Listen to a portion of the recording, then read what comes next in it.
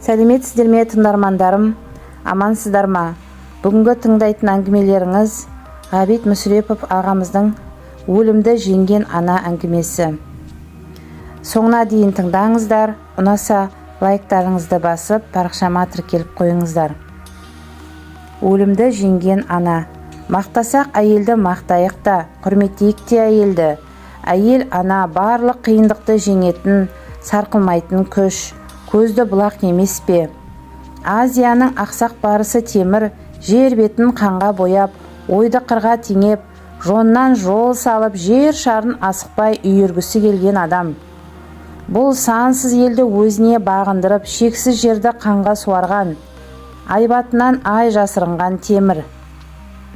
Ол 50 жыл жалғанды жалпағынан басып, өзінен өзгеге күш барын сезген де адам емес. Темірдің темір өкшесі талай қаланы молаға, талай елді далаға айналдырды. Талай мемлекетті балшықтай жаншып, шалшықтай шашып жіберді. Пілдің шойын табаны, құмырсқаның илеуін талай таппаса, бұл да одан да асырды. Оның жүріп өткен жерінен төрт жағына түгел аққан қан өзендері сай саланы топандай басты. Жеңілген елдің сүйегінен биік мұнаралы минарет сарайлар салдырды. Темір ажалмен күш теңестіріп өмірді талқандады. Өзінің жалғыз ұлы Жәңгірді ажал алғанын кектеп, ажалға талай жерде қамшы соғып, қармысын қайтарды. Ол ажалдың күнбе күн алып тұратын құрбандығын тартып алғысы келді. Содан кейін қайғыға булығып, арып талып ажалдың өзі де аштан өлсін деді. Жалғыз баласы Жәңгір өлгенде Самарқан халқы от түкіріп, қан қақырған арыстанын қаралы қошеметпен қарсы алған ғой. Өлім егіп, өлімтік орған, айналасына у шашқан ақсақ арыстан қара мен көктен ғана киініп, ішін жалын өртеп, шер кернеп шыққан еді. Отырарда өліммен ұшырасып, ұлын берген сағаттан бастап 30 жыл бойы Темір бір рет езу тартқан еместі. Сол ұшырасқанда өлім оны жеңіп, өзім өлсем дүниеге у шашарым болады деген ұлын тартып алғанды. Содан бері қабағына қырау, мұртына мұз қаққан ашулы Темір еріндерін тас жұмып алып, ешкімге басын еместен келе жатқан. Содан бері 30 жыл бойы Темірдің жүрегі адам баласын аяу дегенге, адам баласын сүю дегенге мүлде жабылып қалған. Ол адам баласын өлім орағымен орудан басқаны іс деп те санауды қойған. Дүниеде әйелді құрметтеп, әйелді нұрға бөлейік те, әйел ана дүниедегі жалғыз күш қой.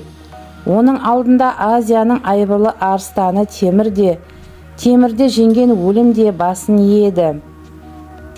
Бағдат пен Шамды талқандап, емшектес Сыр мен Әмудариядан ертіске төнген, Азияның етегін алып жатқан Қытайға шабуыл жасаған.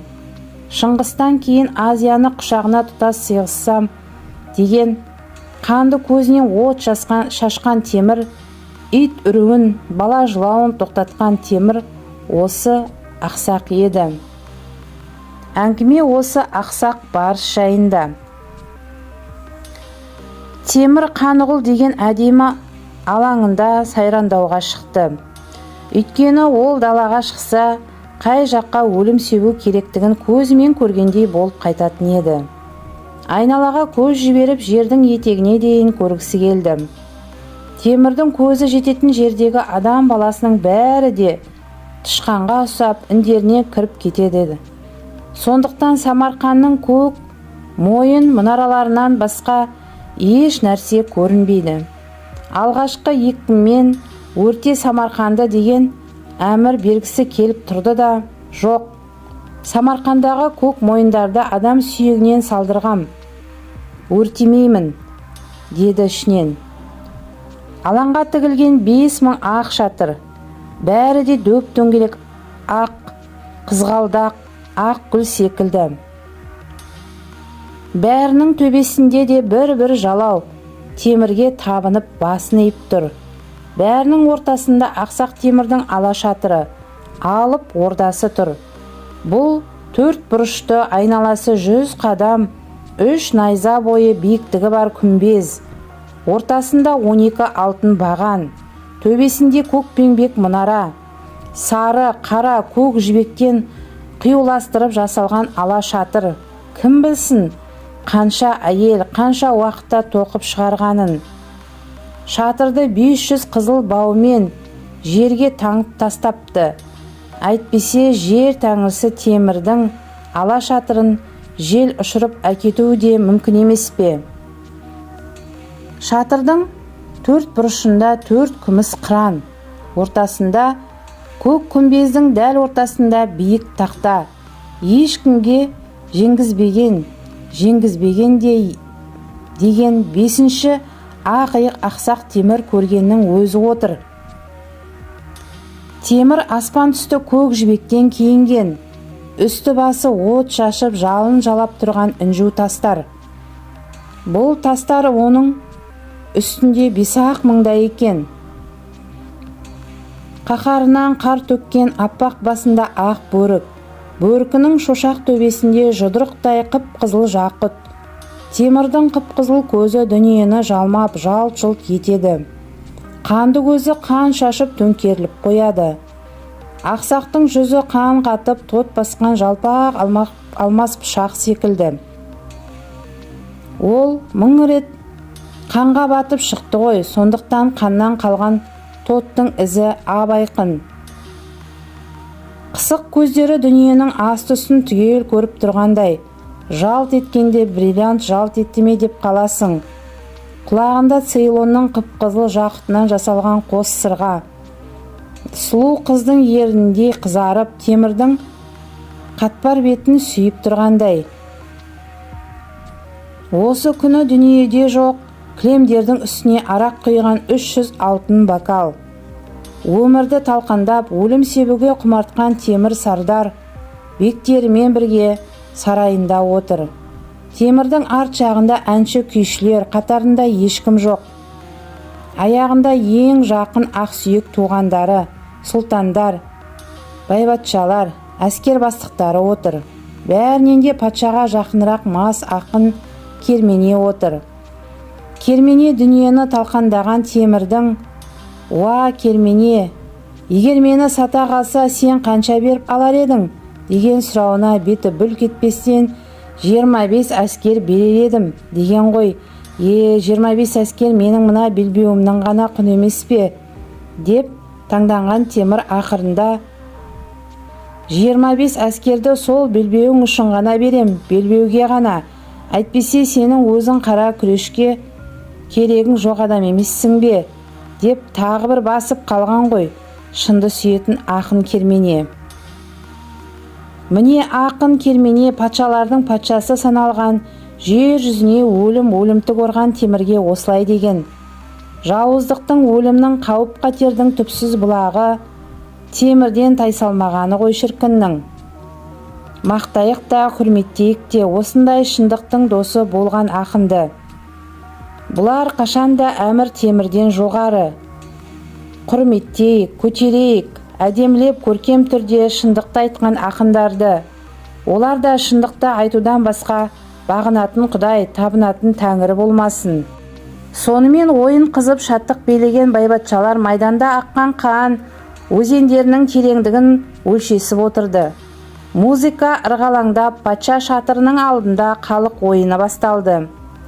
Ыңырсыған қалың елдің қайғысын табанға тартпап, аз ғана топтың шаттығына айналдырды. Өлімнің ордасы, темірдің қанды қабағын ашамыз деп, күлдіргіштер лақтай секірді. Өмір иесі адам баласын қалай өлтірудің әдісін көрсетіп, әскерде ойнады. Ақсақ барыстың адамдары қорыққаннан қуанып, арақ пен қымызға барлық қылмысты тұншықтырып отырған бір кезде темірдің құлағына ашынған бір дауыс келді. У-шу айғайды, күйшілердің күйін, әншілердің әнін қақ жарып, темірдің құлағына ілеккен дауыс әйел дауысы еді. Ұя басар бүркіттің тәкаппар дауысы темірге айқын естілді. Темір Өліммен алысқанда өлім оның бетіне дақ, жүрегіне дық салған ғой. Сондықтан мынау дауыс оған таныс көрінді. Дауысында өлім көлеңкесі елестеген неткен адам. «Шақырыңдаршы», деді темір мұрнына қан иісі келгендей жан-жағына алақтап. Қайдан екені белгісіз бір әйел пайда болды. «Үш арысты белеп тұрған арыстан сізді көрем деп бой бермей тұр», десті қасындағылары.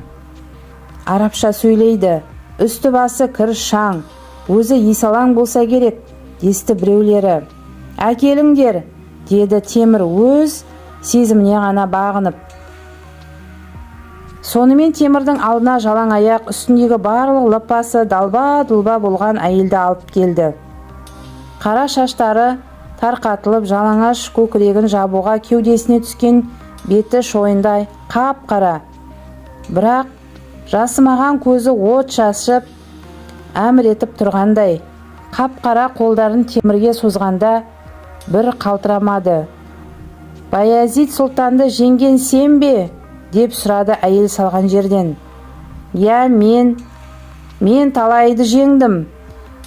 Жеңгенінің ішінде о да бар, жеңуден әлі шаршағаным да жоқ. Сен келген жұмысың не еді, соны сөйле», деді әмір темір сызарып. «Тыңда», деді әйел. «Сен не істесең де адам ғанасың. Ал енді мен ана. Сен өлімге қызмет етесің, мен өмірге қызмет етемін.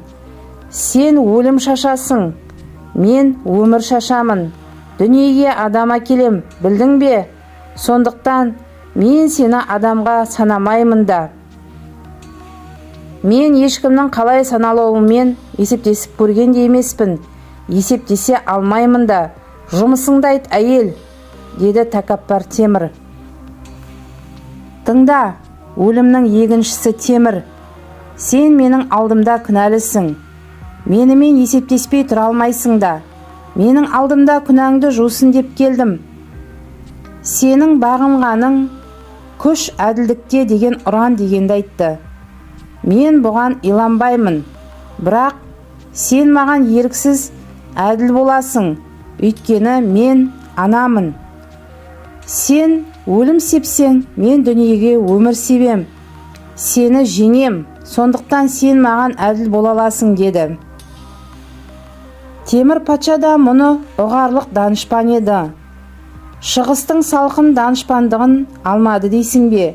Әйелдің сөзіндегі батылдық пен күшлікті де сезіп, «Өзің отыршы, сөзіңді тыңдағың кеп барады», деді. Әйел бейбатшаларды етегімен сырып, қақ жарып барып кілемнің үстіне отыра кетті. Қай жерге қалай отыруды өзі таңдады. Өйткені отырғандарды адамға санамады да. Сонан соң сөзін бастады. «Мен Салерно деген жерден келдім. Ол алыс жер, Италияда. Сен білмейсің. Сенің қанды тұяғың ол жерге жеткен жоқ. Бірақ онда сен секілді өлім егуші толып жатыр. Әкем балықшы еді, байым да балықшы. Байым бақыт деді, өйткені оны бақытқа бөлеген еңбек пен мен ғой. Одан соң жалғыз бір ұлым бар еді. Ол жер бетіндегі адамның ақылдысы, сұлуы болатын еді», деді. «Сол кезде менің жәңгірімде екен ғой», деді темір патша ақырын ғана күрсініп. Жоқ, нағыз сұлу, нағыз ақылды бала менікі еді. Сенен туған бала адам баласының өкінішін ақтай алатын ба еді», деді ана әйел тіксініп. «Теңіздің жағасында отырған бізге талаушылар келгенде ұлым 6 жаста еді. Талаушылар әкемді де байымды да тағы да көп адамды өлтіріп, ұлымды тартып әкетті. Өмірді талаушы сенің жолдастарың қайда болса да толып жатыр.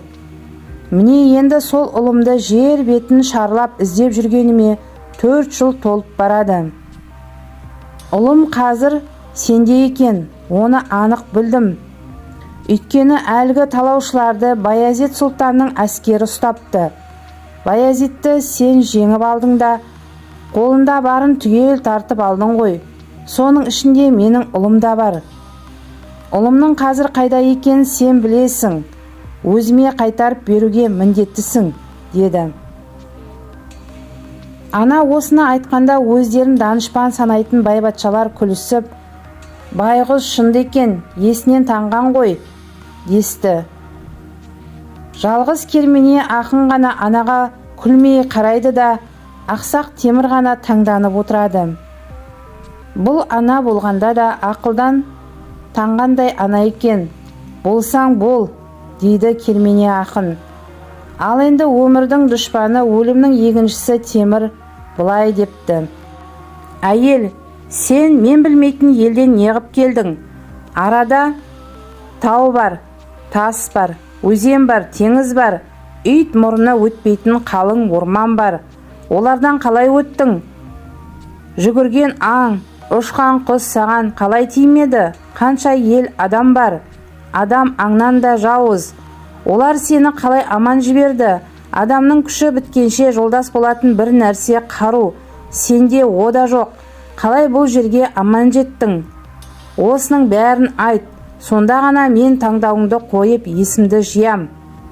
Сонда ғана сені түсіне алам. Айтшы тезірек, дейді. Құрметтейік, көтерейік те әйелді. Ана әйелді құрметтейік. Оның сүйеуі таусылама. Бүкіл дүние соның емшегін еміп ер жеткен емес пе? Адамда не қасиет болса, бәрі күннің көзі мен ананың сүтінен алынған қасиет. Ананың құрметі әлі жеткен жоқ. Әйел Темірге былай депті сонда. Мен бірақ теңізге ұшырадым. Онда арал да көп екен, балықшы да көп екен. Адамды айуандай сорған сен секілді патшалардан қашқан адам тамағын теңізден тауып жүр. Балықшы болса қайықта болады ғой. Сүйген ұлыңды іздесең, жел артыңнан шығады. Теңізден қайықпен өттім. Ал енді өзенге көп ұшырастым. Теңіз жағасында өскен анаға өзенмен өту қиын ба? Тау дейсің ғой. Тауды мен елеңде қылғаным жоқ, байқағаным да жоқ. Орман отын бергеннен басқа тоқтау қылған жоқ, дейді. Мас Кермене шыдамай, мұндай анаға тау деген жазық болып кетпей тұра ала ма, дейді шынымен. Айыл, қабылан, арыстан басын жерге салбыратқан тағы өгіздер көп ұшырады. Көзі сенің көзіне ұқсап оттай ойнап өлім шашып тұрған барыстай екі рет маған қарап тұрды. Бірақ әрбір аңның жүрегі бар емес пе? Олармен осы сенімен сөйлескендей сөйлесіп жүрдім. Қаншер аңдарды, қан ішкіш патша сенімен салыстырғаныма ашуланба. Олар да менің ана екенімді біліп иланды. Ауыр күрсініп, мені аяп жөндеріне жүре берді. Аңның да баласын сүйетін сен білмейтін бедің, дейді әйел Темірге төніп. Солай әйел, дейді ақсақ Темір басын изеп. Аңдар адамнан гөрі де өз баласын артық сүйеді. Ең қатты жауыздық адам баласынан шығады, деген қорытындыға мен де келдім, дейді Темір, жаңа бір дүниені көргендей ойға батып. Адам деген бала ғой. Өйткені ананың жанында көз салсаң, 100 есе бала, адам қашанда анасының баласы. Әркімнің анасы бар. Сен шал білесің бе? Сені де әйел тапты. Сен Құдайдан бас тарта аласың. Ал енді анадан бас тарта алмайсың шал, дейді әйел. Солай әйел, дейді Кермене ақын қорықпастан ақ. Өгізді қанша жинасаң да бұзау таппайды. Күнсіз гүл өспейді, сүюсіз бақыт жоқ, әйелсіз сүю жоқ. Анасыз ақында болмайды, батырда болмайды, дейді. Бер баламды өзіме қайтарып, өйткені мен анамын, баламды сүйемін, дейді әйел тұп-тұра ақсақ барыс Темірге. Бас иейік те, құрметтейік те ұл адамдарды, тапқан ананы. Аристотельді де, Фирдоусиді де ана тапты.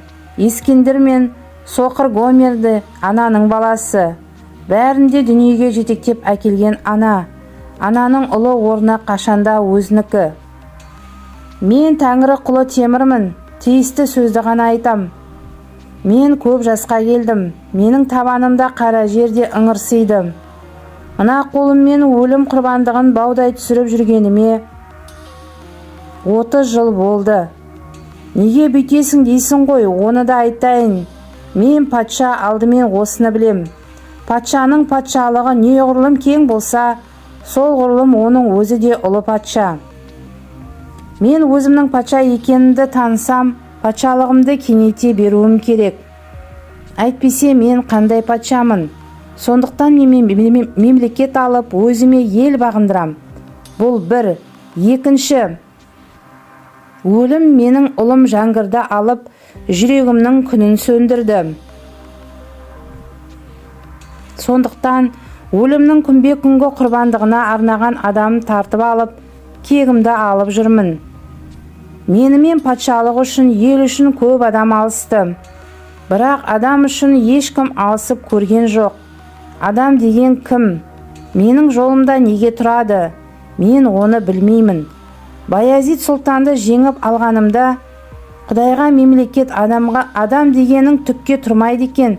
Көресің бе, Құдай мемлекет пен адам баласын сенімен секілді адамға беріп қойды. Сен соқырсың, мен ақсақпын деген темір мен болатынмын.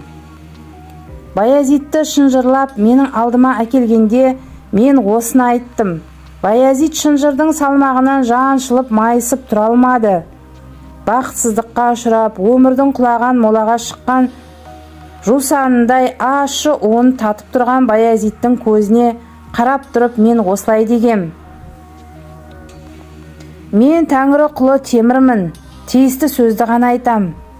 Міне, менің алдымда әйел отыр. Бұл әйел бүгінге дейін өзім білмеген сезімді қозғап, мені жеңіп барады. Бұл әйел менімен адамша сөйлесіп отыр, өтінбейді, бұйырады. Бұл әйелдің неге мұнша күшті екенін түсіндіп те ойлаймын. Бұл өмірдің иесі, бұл ана, бұл ұлын сүйеді. Ұлын сүюі ол ұлы өмірдің бар ұшқыны ғой. Кім біледі, мүмкін ол ұшқыннан әлденеше ғасырға кететін жалын туар. Мүмкін жерді жылытып бақыт себетін адам болар.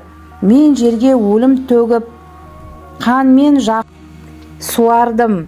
Жер қазір майы сорғалап тұр. Қыртыстанды. Енді семі жерге бақ екпей бақыт егетін адам керек шығар.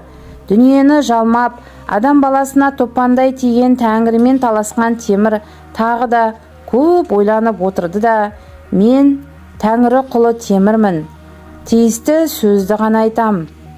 300 салт әскер қазір жердің 4 бұрышын аралауға аттансын. Тапсын, олар мына әйелдің ұлын. Әйел осында күте тұрады. Мұнымен бірге мен де күтіп отырам.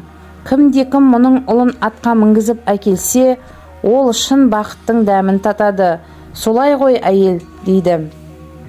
Әйел бетіне түскен қара шашын кейін сілкіп тастады да, солай, осыны істе, деді азырақ езу тартып. Сол кезде әлгі айбатынан ай жасырынған қаһарлы шал ақсақ темір орнынан тұрып әйелге басын иді. Қуанышты кермене ақын шаттанып, гүл мен жұлдыз жайындағы өлеңнің бәрі сүю жайындағы өлең болады. Майдың айын, көктегі күнді айтсаң, бұда сүю жайындағы өлең болады. Бірақ адамның анасы, өмірдің мықты бәйтерегі ана жайындағы өлең әлі айтылған жоқ, дейді. Солай кермене, дейді темірде. Барлық байбатшалар жаңа ғана сықақтап күлген әйелге қарап, ана деп таңданды да қалды. Бұл шындық қой. Өйткені қай анадан сұрасаң да, біз өлімнен күштіміз. Біз дүниеге ақын да, ақылды да, данышпан да, ер де береміз. Өлім адам баласын құртуға тырысса, біз оны жеңіп, адам баласын көбейттік демей ме? Міне, тыңдармандарым, осымен әңгіме тәмам. Соңына дейін тыңдағандарыңызға үлкен рахмет. Аман болыңыздар. аналарыңызды қадірлеңіздер.